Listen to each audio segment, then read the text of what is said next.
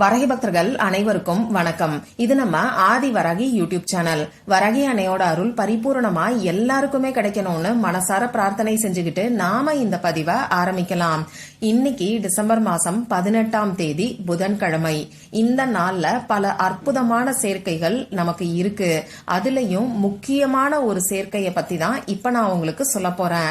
இன்னைக்கு நைட்டுக்குள்ள இப்ப நான் சொல்ல போற இந்த ஒரு பொருளை மட்டும் உங்க பூஜை அறையில வச்சாலே போதும். உங்களுக்கு இருக்கக்கூடிய வறுமையும் பண கஷ்டமும் தீரும், செல்வம் சேர்ந்துகிட்டே இருக்கும்னு சொல்லலாம். நமக்கு இருக்கக்கூடிய பணம் சம்பந்தப்பட்ட பிரச்சனைகள் எல்லாத்துக்கும் ஒரு முடிவுக்கு கொண்டு வரக்கூடிய அற்புதமான நாளா இந்த நாள் நமக்கு அமைஞ்சிருக்கு. இது என்ன நாள்ங்கிறத பத்தியும் நம்ம பூஜை அறையில சூட்சமமான முறையில நாம வைக்க வேண்டிய அந்த பொருள் என்னங்கறத பத்தியும் இப்ப நான் உங்களுக்கு சொல்றேன். இந்த நாள் நமக்கு இருக்கக்கூடிய ஒரே வாய்ப்பு.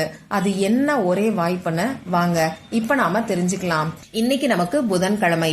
மார்கழி மாசத்துல வரக்கூடிய முதல் புதன்கிழமைய நாம குசேலர் தினம்னு சொல்றோம். இந்த குசேலர் தினம் குருவாயூர் கோவில்ல ரொம்ப விமர்சனையா கொண்டாடுவாங்க. அது என்ன குசேலர் தினம் அப்படின்னு பாத்தீங்கன்னா, அதாவது கிருஷ்ணரும் பலராமரும் குழந்தைங்களா இருக்கும்போது குருகுல வாசம் செஞ்சாங்க. அப்படி குருகுலத்துல கிருஷ்ணர் தங்கி படிக்கும் போது சுதாமர், அதாவது குசேலர்னு சொல்லக்கூடியவரும் கிருஷ்ணரோட இருந்தாரு. கிருஷ்ணரும் பலராமரும் ஒரு நாள் காட்டுக்கு விறகு எடுக்கிறதுக்காக போயிருக்கிறாங்க. அந்த டைம்ல அந்த குருகுலத்துல இருக்கக்கூடிய முனிவரோட மனைவி கிருஷ்ணருக்கும் பலராமருக்கும் இந்த சுதாமர் கிட்ட கடலை பருப்ப சிற்றுண்டியா கொடுத்து விட்டுருக்காங்க. ஆனா குசேலர் அத கிருஷ்ணருக்கு கொடுக்காம மறைச்சிட்டு அவரு மட்டுமே சாப்பிட்டு இருக்கிறாரு. எல்லாத்தையும் அறிஞ்ச கிருஷ்ணர் இத தெரிஞ்சுக்காம இருப்பாரா? கிருஷ்ணருக்கு உணவை கொடுக்காம சாப்பிட்டதால, கிருஷ்ணர் கிட்ட உண்மைய மறைச்சதுனால குசேலர் அப்படின்னு சொல்லக்கூடிய சுதாமர் அஷ்ட தரித்திரத்துல இருந்தாராம். அவருக்கு 27 குழந்தைகள் இருந்திருக்கிறாங்க. சுதாமர் கிழிஞ்ச ஆடைகளை உடுத்துறனாலதான் அவருக்கு குசேலர்ங்கிற பெயர் கூட வந்ததா சொல்றாங்க. ஒரு நாள் இந்த குசேலரோட மனைவி அவருடைய பாலிய நண்பரான கிருஷ்ணர் தான் துவாரகையில அரசாள்றாரு, அதனால நாம இவ்வளவு கஷ்டப்படுறோமே, நீங்க ஏன் அவர்கிட்ட போய் உதவி கேட்க கூடாதுன்னு சொல்லி குசேலர் கிட்ட சொல்றாங்க. அதை கேட்ட குசேலர் அவரோட சொந்த உழைப்புல வாங்கின அவலை எடுத்துக்கிட்டு அதை ஒரு சின்ன முடிச்சா கட்டி எடுத்துக்கிட்டு அவரோட நண்பரான கிருஷ்ணரை பாக்குறதுக்கு துவாரகைக்கு போறாரு. துவாரகைக்கு போன குசேலருக்கு விருந்து உபசாரம் நடந்தது. அதுக்கப்புறமா குசேலர் கிட்ட கிருஷ்ணர் எனக்கு என்ன கொண்டு வந்த அப்படின்னு சொல்லி கேட்டதாவும், அதற்கு குசேலர் அவர் கையில இருந்த அவல் முடிச்ச கொடுத்ததாவும் நம்ம புராணங்கள்ல சொல்லப்பட்டிருக்கு. கிருஷ்ணர் இந்த அவலை சாப்பிட்டதுக்கு அப்புறமா குசேலருக்கு இருந்த தரித்திர நிலை மாறி எல்லா செல்வங்களும் குசேலர் கிட்ட சேர்ந்ததா சொல்றாங்க.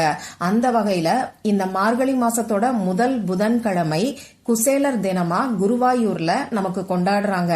அந்த வகையில நமக்கு இருக்கக்கூடிய வறுமையும் பண கஷ்டமும் நீங்கி செல்வம் சேர்றதுக்கு நாம இன்னைக்கு பூஜை அறையில வைக்க வேண்டிய அந்த பொருள் என்னன்னு இப்ப நான் உங்களுக்கு சொல்றேன். இந்த பொருளை இப்ப நான் சொல்ற சூட்சமமான முறைப்படி நீங்க வைக்கும் போது நிச்சயமா உங்களுக்கு இருக்கக்கூடிய எவ்வளவு பெரிய கடன் பிரச்சனையும் பண கஷ்டமும் படிப்படியா குறைய ஆரம்பிக்கும். அந்த கிருஷ்ணரோட பரிபூரணமான அருளால உங்க வீட்டுல செல்வம் சேர்ந்துகிட்டே இருக்கும். இப்ப நான் சொல்ல போற வழிபாட சுத்தமா இருக்கிறவங்க மட்டும்தான் செய்யணும். ஆண்கள் பெண்கள் யாரு வேணாலும் செய்யலாம். பிறப்பு தீட்டு இறப்பு தீட்டு இருக்கிறவங்க செய்யக்கூடாது.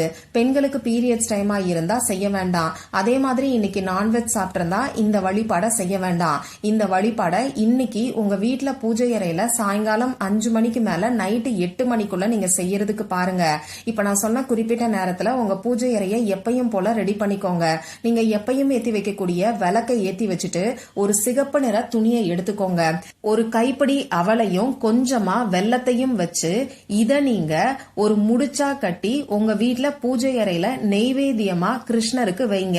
நம்ம எல்லாரோட வீட்லயும் கிருஷ்ணரோட திருவுருவ படம் இருக்காது, இருந்தாலும் பரவாயில்ல. பெருமாளோட திருவுருவ படத்துக்கு முன்னாடி இந்த முடிச்ச நீங்க பிரசாதமா வச்சுட்டு மனசு உருகி கிருஷ்ணர் கிட்ட பிரார்த்தனை செஞ்சுக்கோங்க.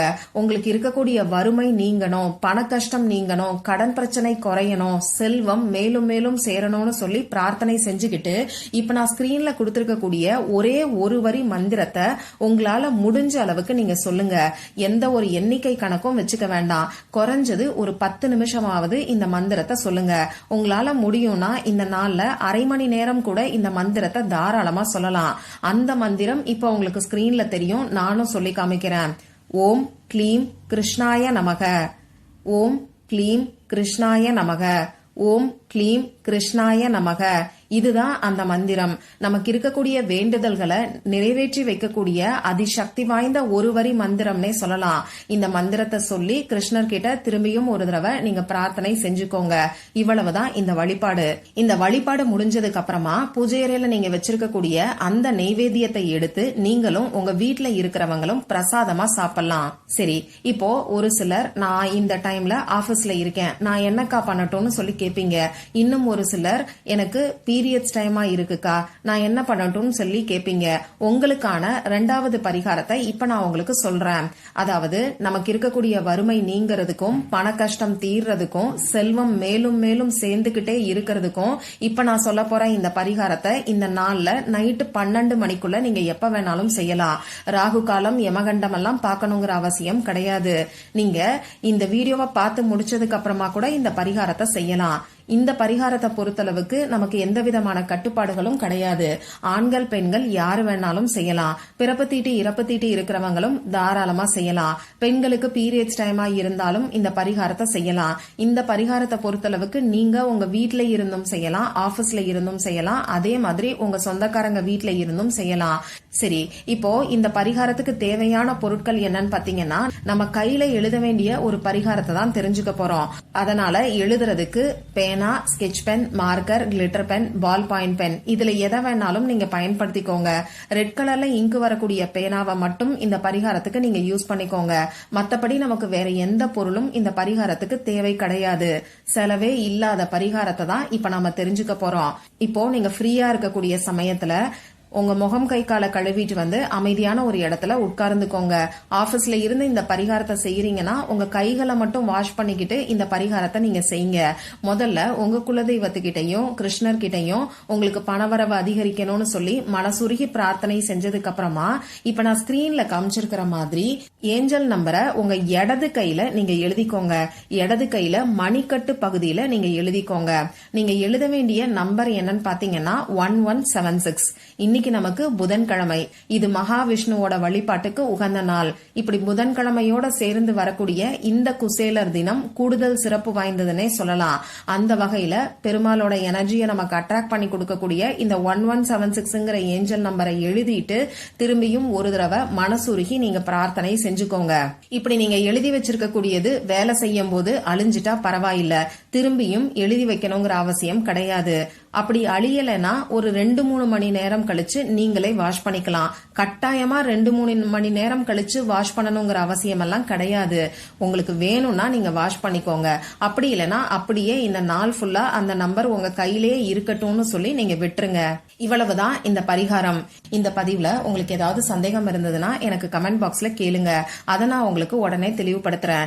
இந்த பதிவு உங்களுக்கு பிடிச்சிருந்தா லைக் பண்ணிட்டு உங்க ஃப்ரெண்ட்ஸ் அண்ட் ஃபேமிலி கூட ஷேர் பண்ணுங்க. இந்த மாதிரி அந்தந்த நாளுக்கும் நேரத்துக்கும் திதிக்கும் உரிய வழிபாடுகளையும் பரிகாரங்களையும் நீங்க மிஸ் பண்ணாம தெரிஞ்சுக்கிறதுக்கு நம்ம சேனலை மறக்காம சப்ஸ்கிரைப் பண்ணிட்டு பக்கத்துல இருக்கக்கூடிய பெல் ஐகானையும் பிரஸ் பண்ணிக்கோங்க. மற்றும் ஒரு பயனுள்ள பதிவுல நாம சந்திக்கலாம். நன்றி.